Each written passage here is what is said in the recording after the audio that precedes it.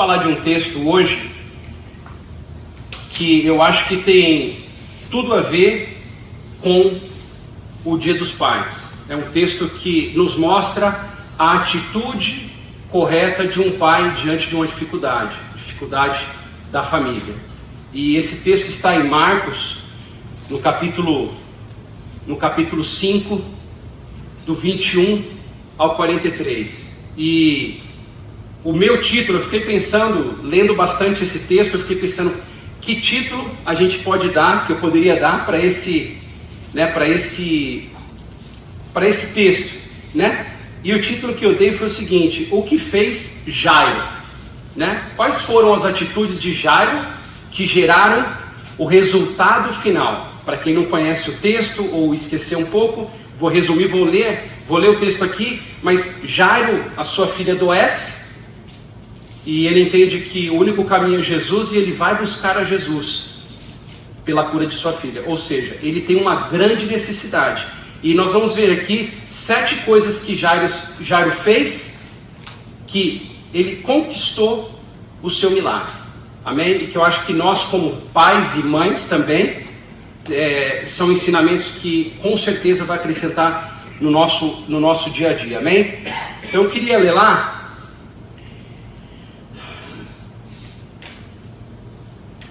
a partir do verso 21, que diz o seguinte: tendo Jesus voltado de barco para outra margem, uma grande multidão se reuniu ao seu redor. Enquanto ele estava à beira do mar, então chegou ali um dos dirigentes da sinagoga, chamado Jairo. Vendo Jesus, prostrou-se aos seus pés e lhe implorou insistentemente: minha filhinha está morrendo, vem por favor e impõe as mãos sobre ela, para que ela seja curada e viva. Jesus foi com ele. Ponto. No 24, uma grande multidão o seguia e o comprimia, e estava ali uma certa mulher que havia 12 anos vinha sofrendo de uma hemorragia. Ela padecera muito sobre o cuidado de vários médicos e gastara tudo o que tinha.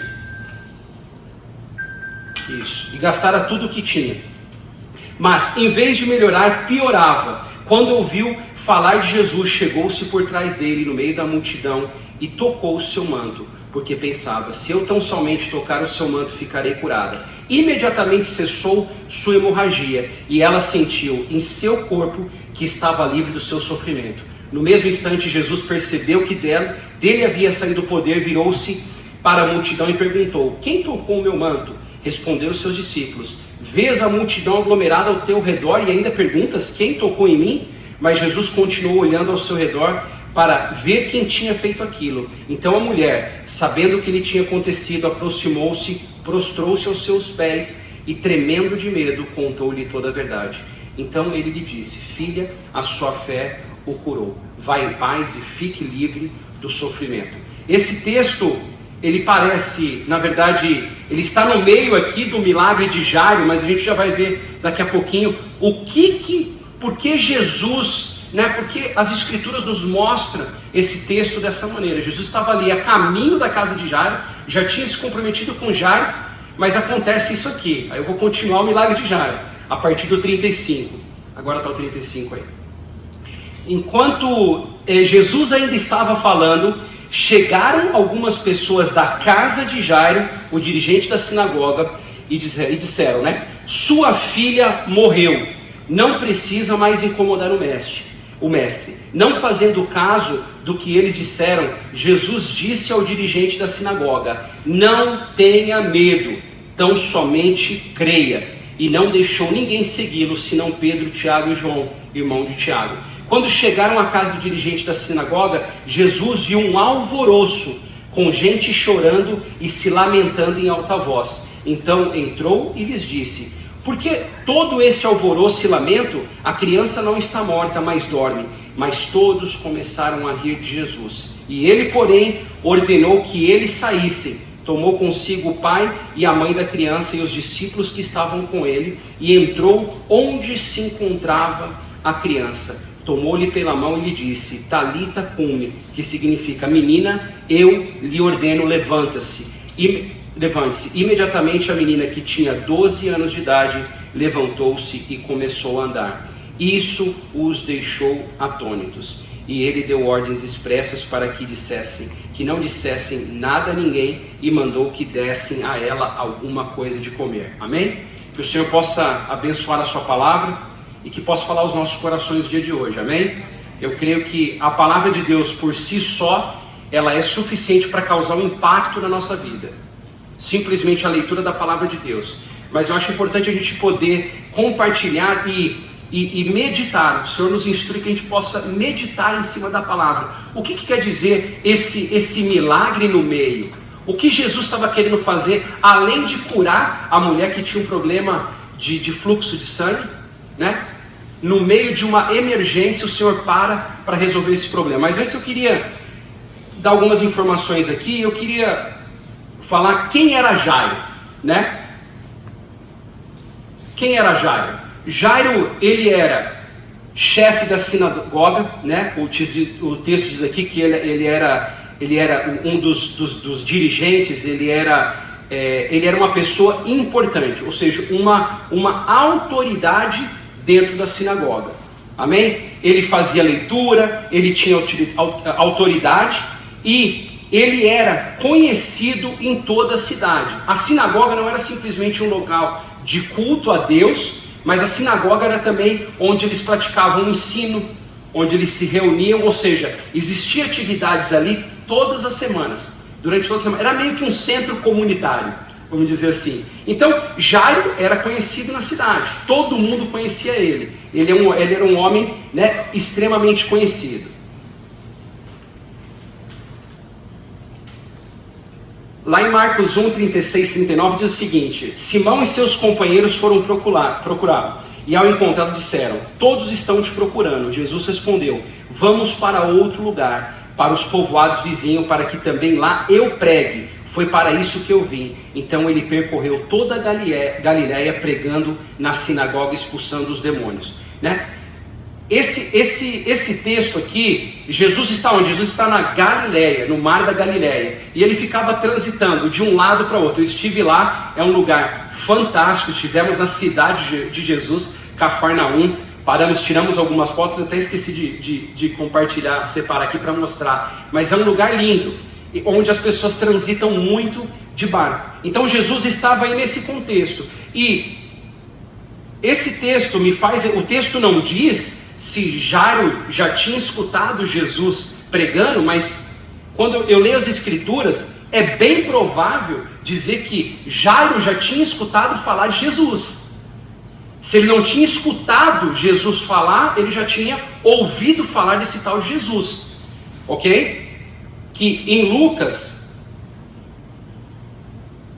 do 4 diz aí, né? Jesus voltou para a Galiléia no poder do Espírito, e por toda aquela região se espalhou a sua fama. Ensinava nas sinagogas e todos os elogiavam. Ele foi de Nazaré, onde veio sido criado, e no dia de sábado entrou na sinagoga, como era seu costume, e levantou-se para ler. Foi-lhe entregue o livro do profeta Isaías, abriu e o encontrou o lugar onde está escrito: o Espírito do Senhor está sobre mim, porque Ele me ungiu para pregar boas novas aos pobres. Ele me enviou para proclamar liberdade aos presos e recuperação da vista aos cegos, para libertar os oprimidos e proclamar o ano da graça do Senhor. Então ele fechou o livro, devolveu ao assistente e assentou-se. Na sinagoga, todos tinham os olhos fitos nele, e ele começou a dizer-lhes: hoje se cumpriu a escritura que vocês acabaram de ouvir. Ou seja, Jairo sabia que Jesus era capaz de fazer aquilo que ele precisava. Jairo já tinha escutado, bem provavelmente.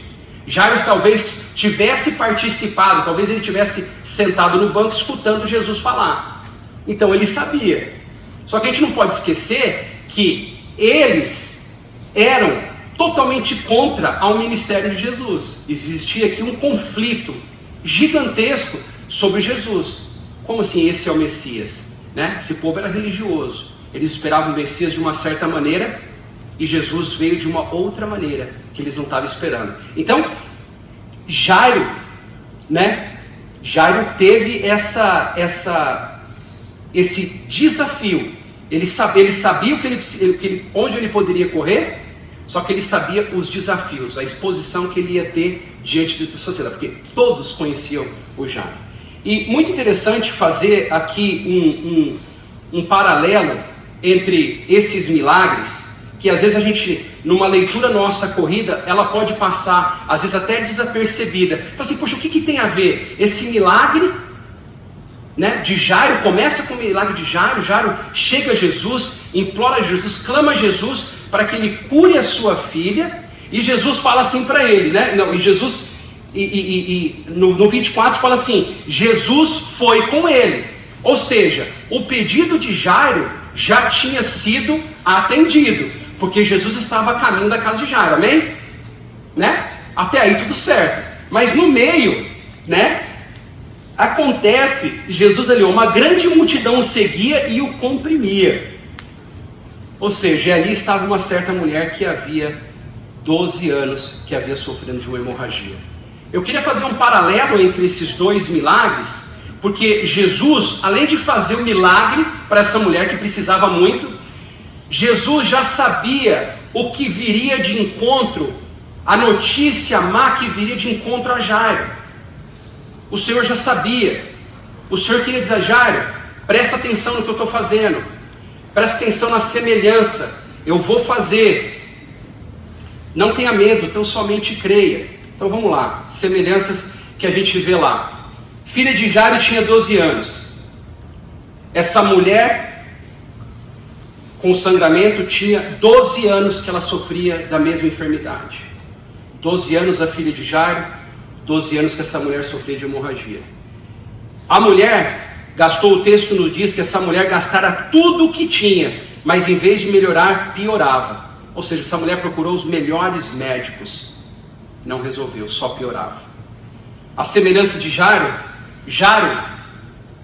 como ele era um homem influente, o texto não nos diz se ele tinha posses, mas eu acredito que um homem de influência dele no meio, na comunidade onde ele vivia, com certeza ele teria acesso aos melhores médicos. Que médico que não gostaria de prestar um serviço para o cara mais importante da cidade? Então, eu entendo que recursos humanos ele tinha, amém? O texto não nos diz, mas pela posição social dele, ele tinha recurso, só que nada resolveu. A terceira semelhança, os dois sabiam que a única solução seria Jesus. Só que Jairo, no meio daquela confusão, quem iria conseguir, nem sequer os discípulos conseguiam entender as coisas que Jesus fazia. Nós vemos uma semelhança quando Jesus recebe a notícia de que Lázaro estava muito mal, e ele ainda fica lá 2 ou 3 dias no lugar onde ele estava. A gente fica pensando, qual é a urgência de Jesus? Qual é a urgência de Jesus? Então, a gente às vezes fica pensando o que o Senhor quer fazer com Deus promete uma coisa, a gente espera uma coisa, mas o Senhor na verdade está trabalhando em outras coisas que a gente nem pediu. Então, chega a notícia, né? Às vezes a gente, no meio de uma boa notícia, ou no meio de uma boa fase, ou no meio de algo que está se concretizando, chega a má notícia. Todos nós já recebemos ou vamos receber. O importante é a gente guardar na nossa mente de que quando essa má notícia chegar, a gente tem que lembrar o que diz a palavra de Deus. Porque ali o texto fala que Jesus foi com ele. Ou seja, Jairo estava com Jesus. E eu pergunto, será que é diferente para a gente? Nós não estamos com Jesus? Mesmo que algo ruim aconteça com a gente, nós estamos com Cristo. Deus não vai deixar de ser Deus porque algo ruim acontece com a gente. Porque as promessas do Senhor para as nossas vidas, elas são muito mais além do que a gente vê agora. Amém? Então, ali, eu fico me perguntando como pai, eu fico assim, nossa, minha filha está morrendo, né? Se a gente for fazer uma análise médica aqui, a gente pode até dizer o seguinte, que a urgência da filha de Jairo era muito maior do que uma mulher que já vinha sofrendo da mesma enfermidade por 12 anos. Ela poderia esperar mais um dia, ou mais uma semana, concorda? Amém? Ela poderia esperar. Mas por que Jesus deu atenção? Por quê? Porque Jesus queria, na verdade, trabalhar na fé de Jairo. E a gente tem que entender o seguinte, que delay is not a denial. Um atraso de Deus não é uma negativa daquilo que Ele vai fazer. Amém. É que o nosso tempo, amém, ele é diferente do tempo do Senhor. Amém. Nós já ouvimos a voz de Deus, Deus falou que vai fazer. Amém. Mas alguma coisa acontece ruim no meio do caminho e a gente mergulha. A gente vai para baixo. Jesus estava com ele, Jesus está com a gente. Então, delay is not a denial. Um atraso do Senhor não é uma negativa. Se o Senhor falou que Ele vai fazer, Ele vai fazer. E nesse tempo, eu fico imaginando assim, quando chega ali, né, enquanto o texto lá continua no 35, ele fala, né? Enquanto Jesus ainda estava falando, chegaram algumas pessoas da casa de Jairo, o dirigente da sinagoga. Sua filha morreu, disseram eles. Não precisa mais incomodar Jesus. Esquece. Essa notícia não veio de qualquer outra pessoa. Essa notícia não veio pelo jornal. Essa notícia veio de dentro da casa do Jairo. Olha, já era, esquece. Não precisa nem mais incomodar o Senhor. Quantas vezes a gente não se vê em situações desse tipo? Olha, não adianta, esquece, o seu caso é perdido. Mesmo porque a palavra final já foi dita. A sentença ali sobre aquela menina já era uma sentença de morte, ela já tinha morrido. E o Senhor ainda tenta explicar, mas os discípulos ficam extremamente confusos. Não, ela não está morta, ela dorme. Mesma coisa com Jairo, mesma coisa com Lázaro. E eles se esquecem ali. E eu fico pensando, quando Jesus fala assim, não tenha medo, tão somente creia. O Senhor estava fortalecendo a fé de Jairo. Ou seja, o Senhor estava fazendo na vida de Jairo algo muito maior do que ele tinha pedido para o Senhor. Aquilo que ele tinha pedido para o Senhor, nós que somos pais aqui, não existe nada mais importante em nossas vidas do que os nossos filhos, amém? Né? Eu daria vida pela minha filha, sem pensar um segundo. Eu tenho certeza que todos os pais aqui o fariam, e todas as mães, principalmente as mães. Amém? Então, mas o Senhor queria fazer algo mais. Falei, Jairo, você vai testemunhar, você é um homem famoso, você é um homem conhecido, você vai dar um testemunho muito maior do que a cura da sua filha. E eu lembro que um testemunho pessoal, não é meu testemunho completo na verdade, mas é parcial. Lendo esse texto me trouxe à memória que quando nós estávamos no processo, né, da Lídia engravidar, nós fomos para Goiânia buscar alguns medicamentos, algumas injeções, e nós estávamos no antigo aeroporto de Goiânia, que agora tem o novo, né? Quem é de Goiânia conhece, o aeroporto antigo talvez seja do tamanho o salão de embaixo, né? Talvez seja o tamanho dessa igreja aqui. E eu ali eu e a Lília no meio do salão, com uma caixa de isopor, eu segurando a caixa de isopor, a Lília do lado, e um irmão dando o testemunho dele, e no meio do aeroporto de Goiânia. A história é muito longa, mas eu estava fazendo aqui uma retrospectiva, vendo como Deus faz muito mais do que a gente pede, né? Muito mais coisas. Então, durante o milagre que Deus prometeu, outras coisas vão acontecer, e a gente não pode passar desapercebido. Amém? Amém. Porque Deus é completo, Deus ele realmente nos surpreende. A gente vê no texto lá, que depois que a filha foi curada, o texto diz assim, isso os deixou atônitos, a cura da filha. Aí, no meio desse processo, né, da gente, isso foi o que? Junho, baby? Julho? Alguma coisa assim? Agosto? Talvez alguma coisa assim, né?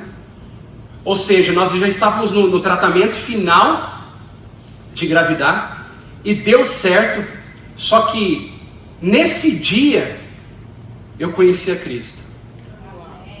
Eu lembro como se fosse hoje. Uma mão segurava uma caixa de isopor com gelo seco,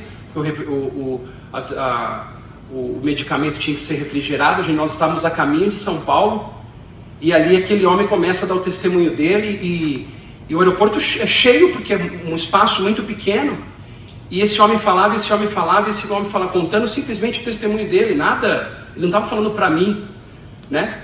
E o testemunho familiar dele era exatamente a minha situação. Esse homem começou a falar e eu não escutava absolutamente ninguém no aeroporto, eu só escutava ele. É como se o aeroporto inteiro tivesse parado, o voo tivesse segurado, e esse homem falava, e esse homem falava, e esse homem falava, e eu fui entendendo o que era aquele evangelho que já tinha sido me apresentado. O que era? Ali caiu a ficha. Então, quando eu olho para esse texto, eu entendo que Deus, ele trabalha várias coisas em paralelo, porque ele é multitarefa, ele é multiprocessamento. O Senhor é todo poderoso.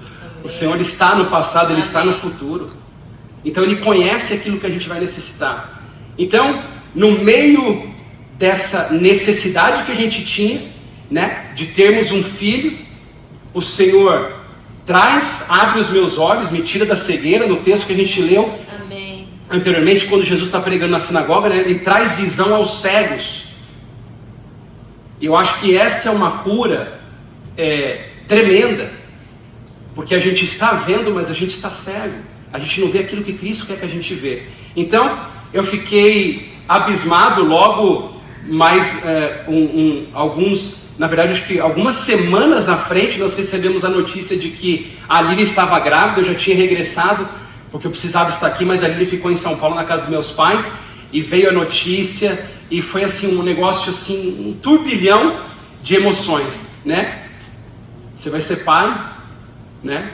Essa era uma promessa do Senhor. O projeto de família é um projeto do Senhor, não um projeto humano, né? E os filhos fazem parte desse processo. Então Deus nos agraciou com a Vitória, hoje vai fazer 15 anos agora, e é uma bênção na nossa vida. Mas enquanto Deus preparava esse milagre, Deus fez muitas outras coisas. E eu queria que a gente pudesse abrir a nossa mente e ver, será que o Senhor, enquanto Ele não faz aquilo que a gente tanto pediu, aquilo que a gente tanto precisa, já tinha uma necessidade urgentíssima, né? Se você perguntar para o pai, era tão urgente a necessidade dele, que ele foi capaz de sair do leito da filha, abandonar a filha, né, que poderia vir a óbito, sair e buscar Jesus. Esse é um pai de verdade, que vai buscar o socorro aonde está, a fonte certa. Amém. O texto, quando a gente vê a mulher com fluxo de sangue, fala assim, gastaram tudo que tinha, buscando o médico, e só tinha piorar. Será que às vezes a gente não busca a solução ou soluções para o nosso problema na fonte errada? Será que a gente não pede a Deus de maneira errada? Será que quando a gente se aproxima de Deus, a gente se aproxima da maneira correta? Será? O que fez Jairo? Então,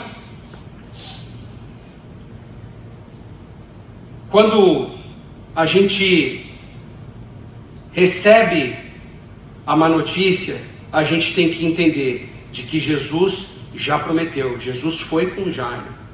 Jesus promete pra gente, eu vou estar com vocês. Essa é uma promessa. E se tem alguém que quebra a promessa aqui, somos nós, não é Jesus.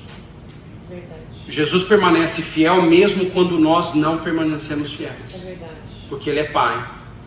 E os olhos de um pai com direção aos filhos, Ele é um amor incondicional. Esse é o amor que Deus tem para nossas vidas. Amém? Amém.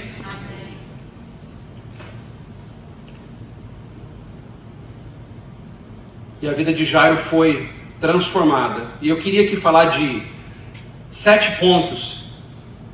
O que fez Jairo? Só para a gente, texto a texto, para a gente poder entender, para a gente ter essa fórmula, quando a gente precisar de algo do Senhor, que a gente possa se aproximar de Deus da maneira correta, para a gente tocar o coração do Senhor.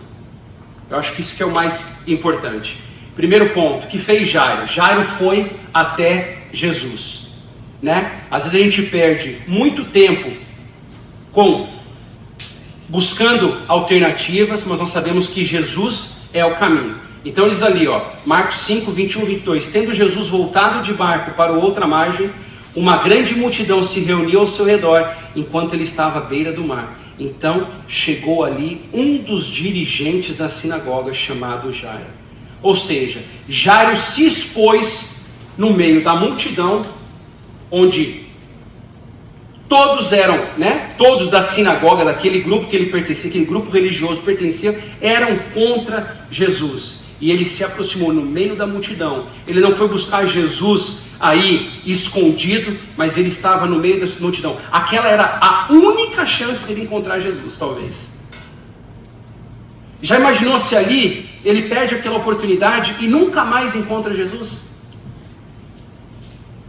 Eu agradeço a Deus, porque eu tinha 29 anos quando encontrei o Senhor, e eu fico triste por não ter conhecido o Senhor antes.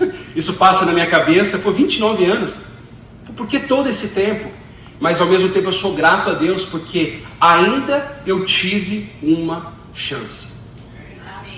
Ontem eu recebi uma notícia muito triste. Um primo de 2º, 3º grau meu, interior de São Paulo, veio a falecer de Covid. Estava muito mal no hospital. E ele tinha 39 anos de idade. Mais novo do que eu. Eu tenho 44. Eu fiquei pensando, poderia ter acontecido comigo? Talvez eu não tivesse uma segunda chance. Talvez aquela chance do aeroporto, talvez fosse a última. E se o avião tivesse caído? É verdade, gente, a gente tem que fazer, a gente tem que pensar esse tipo de coisa. Será que o convite já foi feito para você conhecer Jesus? Será que você entendeu? Será que você aceitou? Ou houve uma negativa do convite? Será que você vai ter a segunda chance? Eu sei que nesse voo, a Lília estava comigo, ela sabe, eu chorei de Goiânia até São Paulo. É um voo daqui de 1h30? 1h30 mais ou menos, né? 1h30 de voo, um choro assim da alma. Então, e se o avião tivesse caído? E eu tivesse negado aquela palavra? Eu tinha certeza que era Deus que estava falando comigo ali, um testemunho idêntico ao meu. E esse cara simplesmente jogando palavras assim, ele não estava ministrando na minha vida, ele estava simplesmente compartilhando o testemunho de vida dele. O que Deus fez aqui com Jairo, eu quero solidificar um testemunho na tua vida, que quando você abrir a boca, você não somente vai dizer que Jesus curou sua filha, mas você vai dizer que eu sou capaz de curar muito mais dessa enfermidade. Eu sou digno de confiança. Era isso que Jesus queria na vida de Jairo. Você imagina Jairo, o testemunho de Jairo, um homem conhecido, com aquele tamanho testemunho. Aí eu pergunto, será que a gente não tem testemunho hoje suficiente para poder compartilhar com as pessoas e fazer diferença na vida das pessoas? Será que não? Amém. Será que Deus não tem feito nada nas nossas vidas? Nada. Amém. Começa a prestar atenção nos pequenos detalhes. Nas coisas que às vezes são imperceptíveis. Esses dias eu estava saindo do escritório, eu tinha que ir para Miami fazer uma coisa, um dia muito corrido. Eu sentei dentro do carro, liguei meu carro, coloquei meu cinto de segurança. Eu tinha que fazer uma coisa lá. Era rápida, mas era uma coisa importante. Aí o Senhor me incomodou. Eu fiz uma ligação, perguntei se alguém poderia me ajudar. E a pessoa prontamente falou, sim, eu posso, não precisa descer não. Desliguei meu carro, voltei de volta para o escritório. E depois eu até compartilhei com o pastor, eu falei assim, pastor, talvez não tenha nada para agradecer, mas talvez tenha sido um livramento. Eu estava dentro do meu carro, e minha esposa me conhece, ela sabe que eu sou organizado, tudo está no meu calendário, hora certa de sair, hora certa de chegar, extremamente metódico nesse aspecto, e por isso que me chamou a atenção, pois eu tinha tudo organizado, e o Senhor vem e bagunça a minha agenda. E eu aprendi uma coisa, quando o Senhor bagunça a minha agenda, eu não faço nenhum tipo de reclamação, eu simplesmente agradeço. Amém. Eu voltei para o escritório e falei, Senhor, muito obrigado. Eu não sei do que o Senhor me livrou, mas eu já agradeço porque não ter ido já foi um livramento. Então a gente tem que começar a agradecer pelas coisas que a gente não vê. Um coração agradecido, ele toca o coração do Senhor. Amém, Senhor. A gente tem que ser agradecido a Deus por tudo que Ele já fez. A palavra de Deus diz que nós servimos ao Senhor não por aquilo que Ele faz por nós, mas por aquilo que Ele é. Amém. Esse entendimento às vezes falta pra gente. No nosso dia, poxa, por que eu vou agradecer numa segunda-feira chuvosa? Porque você já tem motivo suficiente para agradecer todos os dias. Mesmo que Deus não faça absolutamente nada na sua vida. Nada mais, o que é impossível. Será que a gente não tem? Traga a sua memória. Segundo ponto, que fez Jairo? Jairo humilhou-se.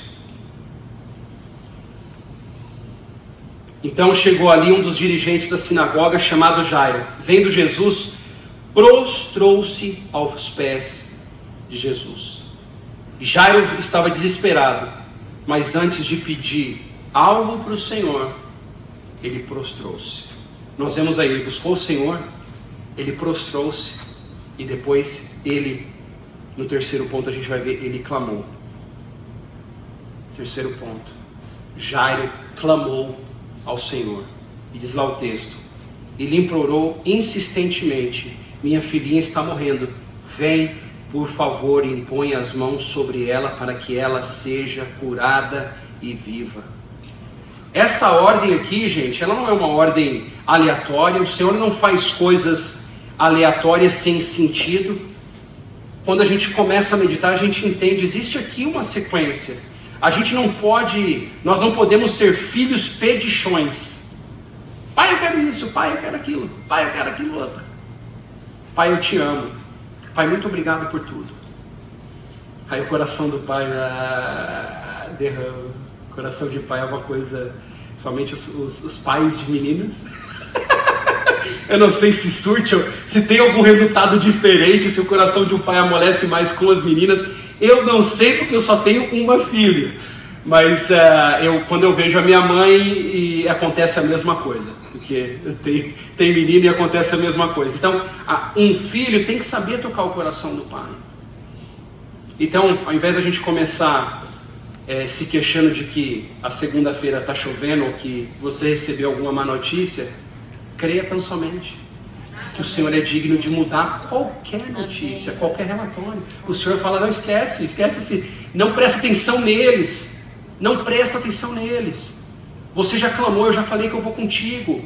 Não presta atenção. Amém. Existia ali um ambiente de incredulidade na casa de Jairo. A gente vai ver ali que o Senhor tirou, o Senhor tira aquele povo todinho. E quando o Senhor chama para dentro, o Senhor já estava com Jairo, traz a esposa de Jairo, a mãe. Essa é uma função de duas pessoas. Os assuntos familiares, eles têm que se resolver internamente com aqueles que participam daquilo. Não é só o pai, não é só a mãe. É uma coisa em conjunto. E claro que ali estava Jesus. Internamente, sai todo mundo. O ambiente que a gente está, ele está poluído. Existe ali choro, existe ali alvoroço, existe ali desespero. Mas o Senhor fala, o que vocês estão fazendo? O que é isso? Ela não está morta. E todos começam a fazer o quê? Eles começam a rir de Jesus. Claro, ela está morta, o que esse cara está falando? Ele está louco. Como assim? E às vezes a gente passa a nossa vida, esquece, não, nem procura mais Jesus, não precisa nem orar mais. Orar para quê? Mas a palavra final vem do Senhor Jesus. Amém. Não interessa a má notícia. Essa é uma prática que nós adotamos em casa. Não me interessa. Sabe aquela má notícia que chega no final de uma sexta-feira? Não, chega assim, sexta, tipo 4, 5 da tarde. Que você não pode ligar para ninguém, você não tem como fazer absolutamente nada, mas a notícia chega num horário estranho. Mas a gente fala, não, nós vamos descansar no Senhor. Jesus prometeu, Ele vai fazer, e não vai ser isso que vai fazer com que eu perca a minha bênção. Não é a má notícia. Você já se colocou num lugar reservado, você e sua casa. Veja bem, hoje é dia dos pais, isso é um assunto importantíssimo. Assuntos familiares nós resolvemos internamente, com Jesus. Não tente o pai resolver sozinho, e nem sequer a mãe resolver sozinha, que não vai dar certo. Amém. O Senhor aí fez uma dupla perfeita, porque a gente se complementa. Eu vejo lá em casa, às vezes eu tenho que entrar, e a Lília não fala nada, e às vezes é totalmente com a Lília. E eu acredito que é a mesma coisa na casa de vocês. Então esse equilíbrio veio do Senhor. Amém? Quarto ponto, o que fez Jairo? Jairo não esmoreceu a sua fé. Enquanto Jesus ainda estava falando, chegaram algumas pessoas da casa de Jairo, dirigente da sinagoga. Sua filha morreu, disseram eles. Não precisa mais incomodar o mestre. Não fazendo caso do que eles disseram, Jesus disse ao dirigente da sinagoga: não tenha medo, tão somente creia. Jesus está pouco se lixando para o que diz a torcida. Para Jesus pouco importa os relatórios negativos, né? Uma notícia, um relatório médico assustador. O Senhor, nada disso tem importância. O Senhor quer realmente fazer algo maior. Então vamos lembrar, gente, quando chegar uma notícia, a gente tem que lembrar da promessa. Amém. Glória a Deus. Amém? Amém. Delay is not a denial. Um atraso na resposta do Senhor não é uma resposta negativa dele. Amém? Amém. 5. Não se deixe levar pelas circunstâncias. Quando chegaram lá à casa do dirigente da sinagoga, Jesus viu um alvoroço com gente chorando e se lamentando em alta voz. Nessa época tinha as carpideiras aqui. O pessoal contratava para ir lá, para chorar, para fazer, né? Já existia isso lá. O povo chorava, era pago para chorar. Então, não nos deixemos enganar que num ambiente de choro, lamentação, ali é a resposta final. A resposta final vem do Senhor. Amém? 6º ponto. O que fez Jairo? Jairo afastou-se dos pessimistas. Então entrou e lhes disse: por que todo esse alvoroço e lamento? A criança não está morta, mas dorme. Mas todos começaram a rir de Jesus. Ele, porém, ordenou que ele saísse. Tomou consigo o pai, a mãe da criança e os discípulos que estavam com ele, e entrou onde se encontrava a criança. Algo íntimo. O Senhor falou: eu quero tratar as pessoas que fazem parte disso aqui, eu quero comigo. O resto, todo mundo para fora. Será que a gente não vem, às vezes, vivendo ambientes inapropriados para a nossa família? Será? No meio do nosso trabalho? Será? 7º ponto. Bruno. O que fez Jairo? Jairo recebeu o milagre. Amém? Amém. Tomou-a pela mão e disse: Talita cumi, que significa menina, eu lhe ordeno, levante-se. Muitos pensam que Talita é o nome da menina, né? O nome da menina não é Talita. É uma palavra em aramaico aí que significa menina, eu lhe ordeno, levante-se. Então, Jairo conseguiu atingir o teu milagre. Amém?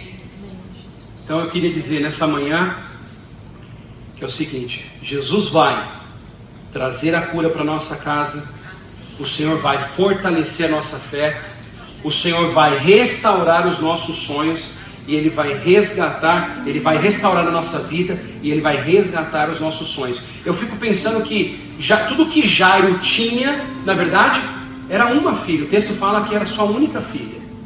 Ela estava ali numa idade transitória de 12 para 13 anos, onde aparentemente acho que as meninas começavam os estudos a partir dos 13, né? A palavra de Deus diz que os filhos são continuação da nossa história. Amém. É uma herança de Deus na nossa vida. Eu imagino o desespero de Jairo. Agora, quantos sonhos foram restaurados na vida dos pais? E quantos sonhos foram restaurados na vida daquela menina? A gente tem que jogar para frente, entendeu, irmãos? A gente tem que pensar lá na frente. O que o Senhor quer com isso? Porque uma coisa é a gente receber aquilo ali na hora. Mas o que a gente vai fazer com aquilo? O que aquilo vai gerar nas nossas vidas? Isso vai ter um impacto positivo? De fato, de verdade? A gente vai colocar isso em prática? Os meus filhos serão impactados por aquilo que Deus fez em nossas vidas como pais e mães?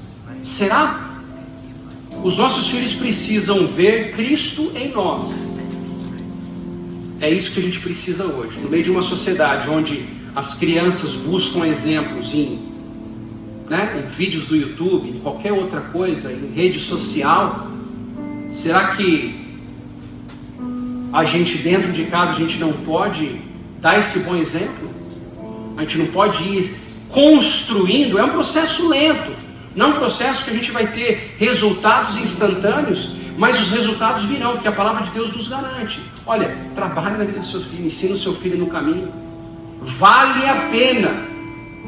É o melhor investimento que nós temos, é a nossa família. Então eu queria terminar com essa frase de Jesus, que quando ele fala para Jairo, no meio que Jairo recebe a má notícia, engraçado, Jesus não deixa nem Jairo pensar.